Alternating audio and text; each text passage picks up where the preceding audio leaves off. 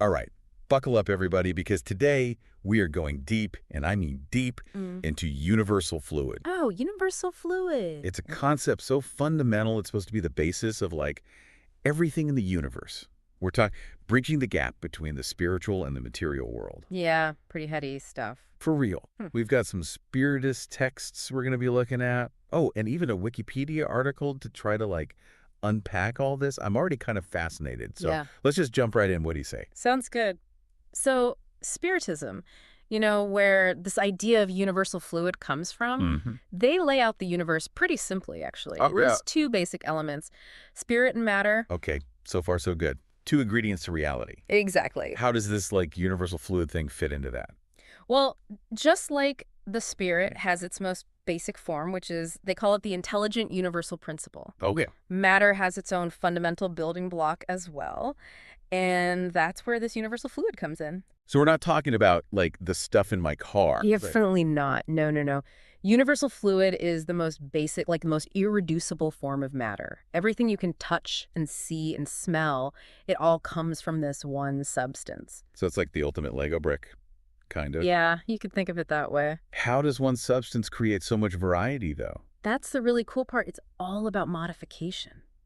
Think of water, like H2O. It can be liquid, it can be ice, or it can be vapor. Yeah. It all depends on its state. Universal fluid is kind of the same way it can modify itself to become countless different things. Okay, so then how does energy fit into this? We're talking about matter, but what about, like, light and heat and stuff? Well, that's a great question. And Spiritism actually says all energy phenomena, heat, light, magnetism, even electricity, are also universal fluid, just in different modifications. Wait, are you saying, like, literally everything we experience in the physical world comes from this one thing? Yep, that's exactly what they're saying. But here's where it gets even more mind-blowing. Yeah. So it's not just the basis of matter and energy, it's also like a bridge between the spiritual and material realms. A bridge. Okay, now I'm really interested. How does that work? Okay, imagine this. The material world, with all its physical laws, its solid objects, it's all very dense. It's like a thick fog that spirits can't just, like, pass through easily. So no walking through walls. Not that easy, no.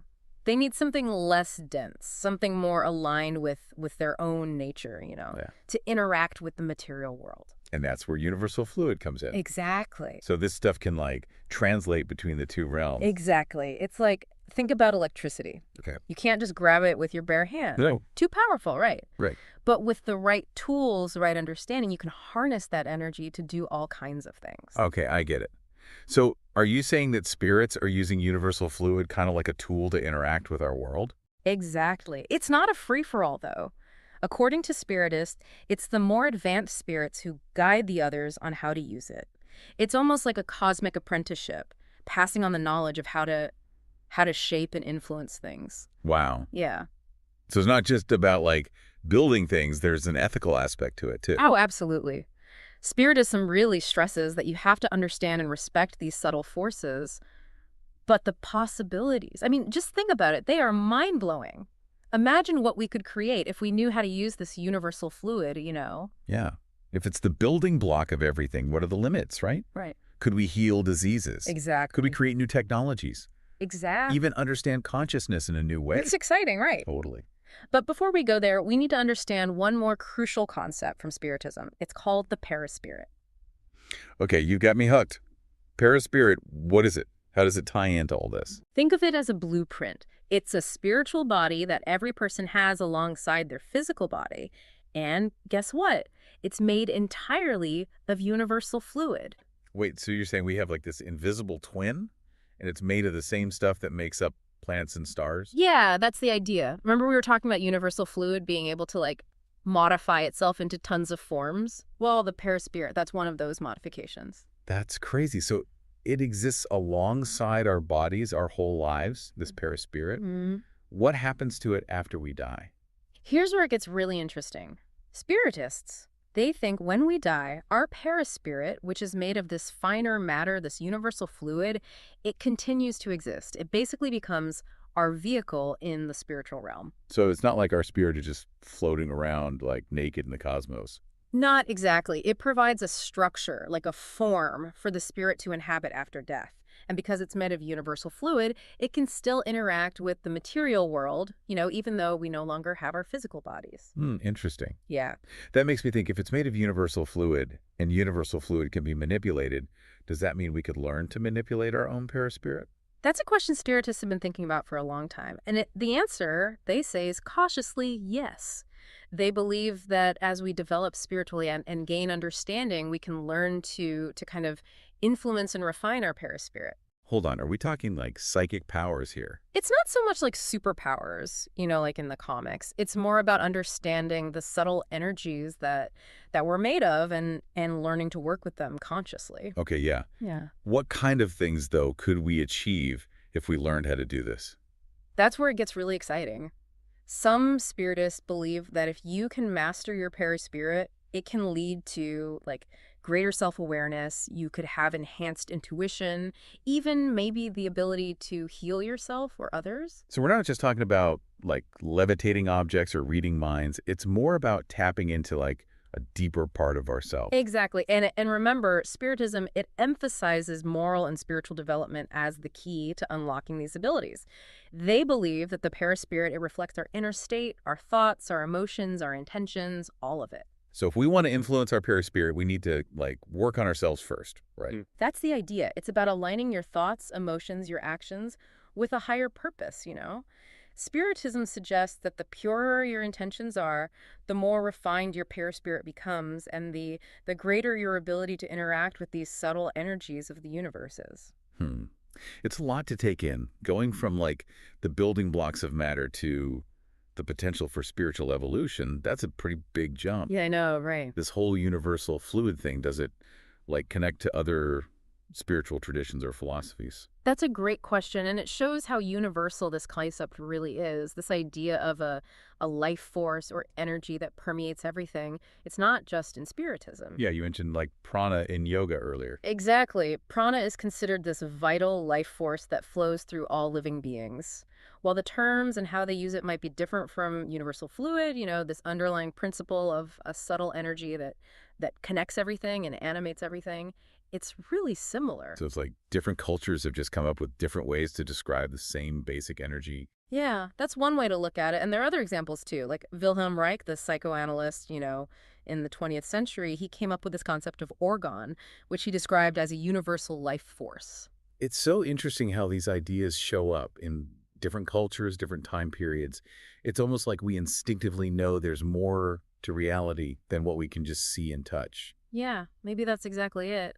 And this idea of universal fluid, or whatever you want to call it, it gives us a way to explore those deeper mysteries. We've covered a lot. We talked about the basics of universal fluid, how it forms the perispirit, even the possibility of manipulating these energies for spiritual development. But one thing I'm still wondering about, if universal fluid is so powerful, are there any risks, with trying to manipulate it? That's a very important question to ask. Because with any kind of power, there's always the chance it could be misused.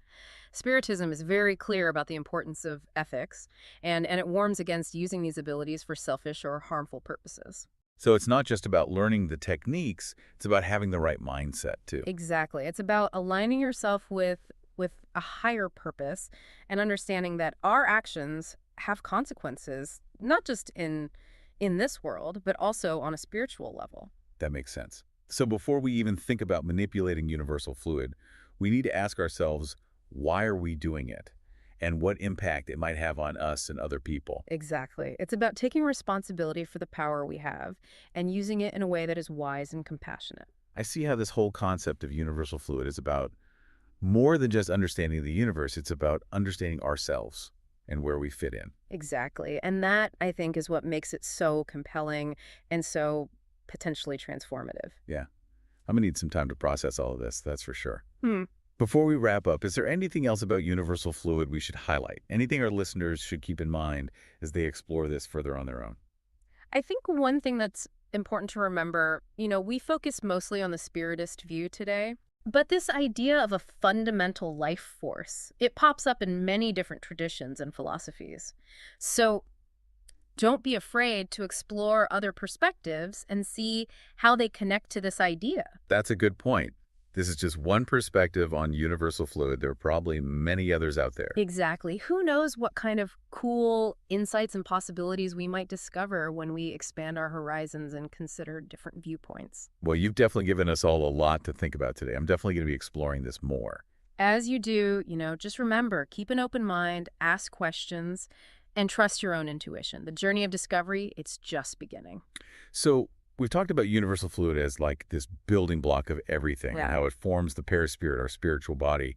But I'm still not totally clear on what the perispirit actually does, like what's its purpose, especially after death. That's a great question, and it gets right to the heart of how Spiritism views the afterlife. Hmm. Think of the perispirit as a vehicle for the spirit. It lets the spirit interact with the spiritual realm and even influence the material world, even though it doesn't have a physical body anymore. So it's not just like disembodied consciousness No. just floating around. There's still like a form, a structure. Exactly. It provides that continuity of identity, a way for the spirit to, keep its individuality and to keep evolving even after physical death.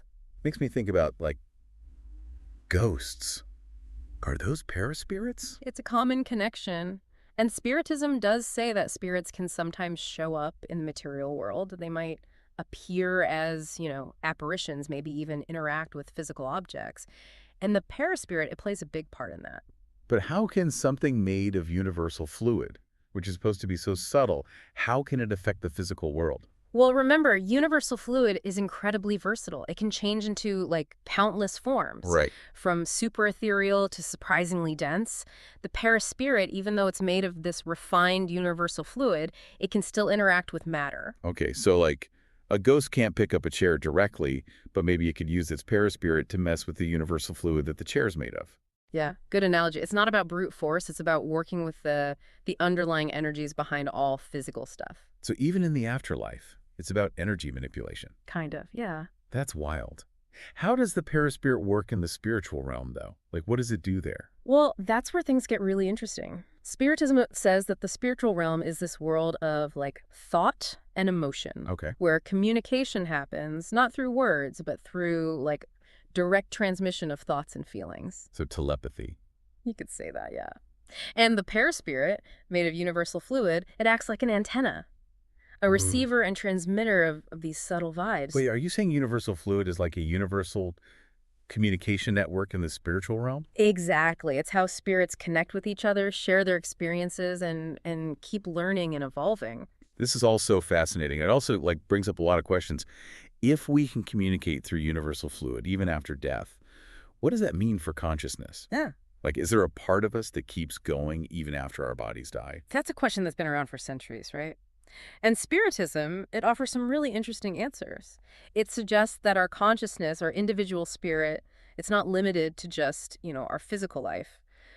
The perispirit, because it's connected to universal fluid, allows for a continuity of identity and the potential for, ongoing growth and evolution in the spiritual realm. So even though our bodies die, a part of us keeps going. Mm-hmm. That's kind of comforting and mind-blowing at the same time. It is, and it speaks to how everything is interconnected. Universal fluid, as the building block of both the material and the spiritual, it bridges these two parts of reality. It's like this concept of universal fluid. It opens up this whole new way of thinking about life and death and everything in between. I feel like we've only just scratched the surface here. And that's what's so great about exploring these concepts, It pushes us to think bigger, to question what we think we know, to approach these mysteries of the universe with curiosity. Well, you've definitely given everyone a lot to think about. We've gone from the building blocks of matter to the nature of the soul. We have explored so many possibilities with universal fluid.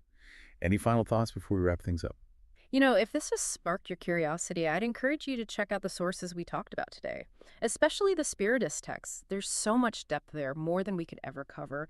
And just remember, keep an open mind, ask questions, and trust your own intuition. The journey's just beginning. Well said. Today, we've learned that universal fluid is more than just a substance. It's a concept that makes us rethink how we understand the universe, our place in it, and the nature of reality itself. It reminds us that we are all connected, part of this amazing web of energy and consciousness. So as you go about your day, take a moment to think about those subtle energies around you. Who knows what incredible things are waiting to be discovered? Until next time, keep exploring.